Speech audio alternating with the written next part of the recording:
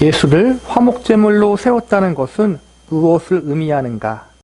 우리는 신약 성경의 다른 두 곳에서 같은 부류의 진술을 살펴봄으로써 아주 흥미로운 방식으로 이 질문에 답할 수 있다. 바울 사도가 아테네에 있는 스토아와 에피쿠로스 그리고 다른 회중에게 어떻게 설교했는지 기억하는가? 그 내용은 사도행전 17장 30절부터 시작한다. 바울 사도는 설교를 마치면서 알지 못하던 시대에는 하나님이 허물치 아니하셨거니와 이제는 어디든지 사람을 다 명하사 회개하라 하셨으니 하고 말한다. 그가 어떻게 그의 설교를 마치고 있는지 주목하여 보라. 그는 하나님은 이 모든 세대와 세기를 통하여 자기를 증거하지 않는 것이 없다고 말한다. 하나님은 사람들로 하여금 주님을 찾도록 하기 위해 표적을 남겨놓으셨다. 이는 사람으로 하나님을 혹 더듬어 찾아 발견케 하여 하심이로되 그는 우리 각 사람에게 멀리 떠나 계시지 아니하도다. 우리가 그를 힘입어 살며 기동하며 있느니라. 너희 시인 중에도 어떤 사람들의 말과 같이 우리가 그의 소생이라 하니 이와 같이 신의 소생이 되었은즉 신을 금이나 은이나 돌에다 사람의 기술과 고안으로 새긴 것들과 같이 여길 것이 아니니라. 알지 못하던 시대에는 하나님이 허물치 아니하셨거니와 이제는 어디든지 사람을 다 명하사 회개하라 하셨으니 이는 정하신 사람으로 하여금 천하를 공의로 심판할 날을 작정하시고 이에 저를 죽은 자 가운데서 다시 살리신 것으로 모든 사람에게 믿을 만한 증거를 주셨음이니라. 다른 구절은 히브리서 9장 15절이다.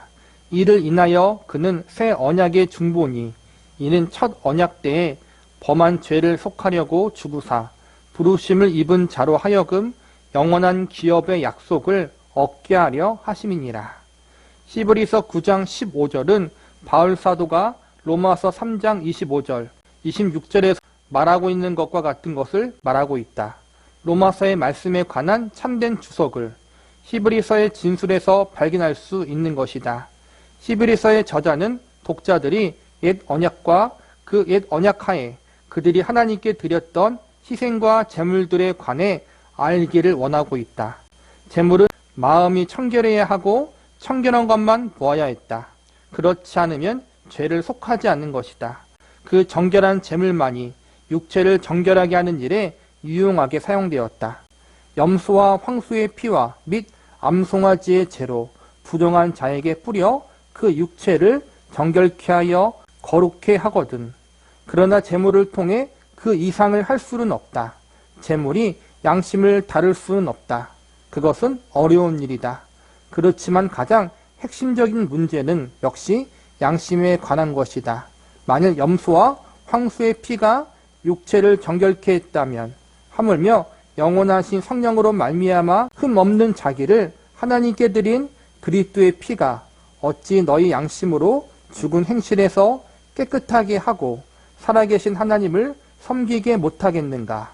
지금까지 드린 예물과 제사는 섬기는 자의 양심을 온전케 할 수는 없었다. 구약시대 예수님이 오기 전에는 율법을 통해서 혹은 사람들의 양심을 통해서 창조주 하나님이 살아계시다. 그런 부분들을 알려줬어요. 특별히 율법을 통해서는 하나님이 어떠한 분이시며 인간이 어떻게 하나님 앞에 나아갈 수 있는지, 어떻게 인간이 하나님 앞에 죄를 지으면 죄를 용서받을 수 있는지 제사의 규례를 통해서 방법을 알려주셨다는 거예요. 그런데 이 제사의 규례가 제사 때 드려지는 제물, 황소나 짐승의 피로는 인간을 완전하게 용서할 수가 없었다라는 거예요. 제물을 드림으로, 제사를 드림으로 우리의 죄가 용서받을 수 있는 의식이 필요 없다는 것이 아니라 그 의식 자체가 또 거기서 드려지는 예물 자체가 죄인인 우리를 온전하게 깨끗하게 할 수는 없었다는 거예요. 그리고 궁극적으로는 이 모든 제사 의식과 또 제사 때 드려지는 제물이 죽어야만 제사를 드리는 사람이 죄를 용서받을 수 있었던 것. 이 모든 의식들은 궁극적으로 하나님이 보내신 메시아 예수 그리스도가 오셔야만 우리의 모든 죄가 온전히 용서받을 수 있다는 것을 미리 상징적으로 알려주는 그림자 역할을 한다는 거예요. 온전치는 않지만 그러한 그림자의 역할을 했던, 상징의 역할을 했던 제사 제도와 제사 때 드려지는 짐승의 생명, 피로 말미암아 그 당시 제사를 드렸던 사람들에게 어떠한 유익이 있었다는 거예요. 기본적으로는 죄를 용서받는 것이죠. 그리고 하나님과 화목하게 되는 것. 비록 온전한 건 아니었지만 그러한 예물과 제사를 통해서 하나님 앞에 나아갈 수 있는데 도움이 되었다는 거예요. 하물며 이 제사 제도의 주인공이 되시고 이 그림자의 주인공이신 예수님, 하나님과 동등되신 예수님, 그분이 제사 제도를 완성시키시고 율법의 완성이 되시고 온전한 속죄의 제물이 되어서 우리를 위해서 십자가에 돌아가셨다는 거예요. 그걸 믿는 자들은 죄를 온전하게 용서받을 수 있다는 거예요. 잠깐만 용서받는 것이 아니라 구약시대에 보면은 이스라엘 백성들이 율법을 지키고 제사를 드렸지만 결국에는 하나님 백성답게 살아가는 일에 실패했잖아요. 그렇지만 이제는 예수님으로 말미암아 예수님이 십자가에서 완성시키신 그 대속의 은혜, 구속의 은혜로 말미암아 우리가 구약의 이스라엘 백성들처럼 실패하며 사는 것이 아니라 예수님 안에서 온전히 승리하며 살아갈 수 있는 그러한 길이 열렸다는 거예요. 십자가에서 예수님이 화목의 제물로 돌아가셨다는 게 이러한 의미를 우리에게 주고 있다는 거예요.